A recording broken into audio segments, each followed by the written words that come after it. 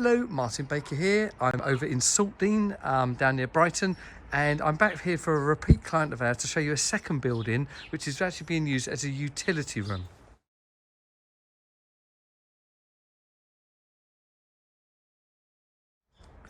So this first building here we installed around about 5 years ago, and used as a garden room.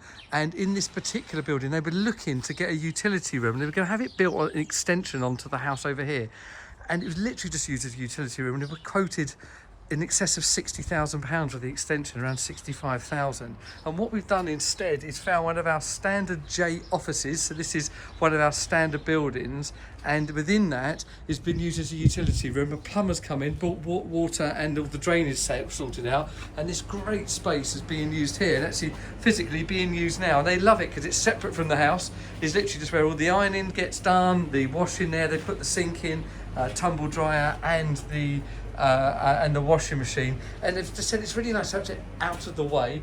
Perfectly worked in this garden, this standard building. This is the one that's 6 feet or 1,800 deep, and it's 3.6 meters wide. So it's quite narrow and thin. You can see there's the gate here to come in, but it's worked absolutely perfectly, and done this for less than 20,000, including the plumbing, the base and the installation. So more than 3 times cheaper than the extension, and also matches very nicely with this existing room. So there you go. So not every garden office is used as a garden office with our Baker's rooms. Perfectly set up here for a building being used as a utility room.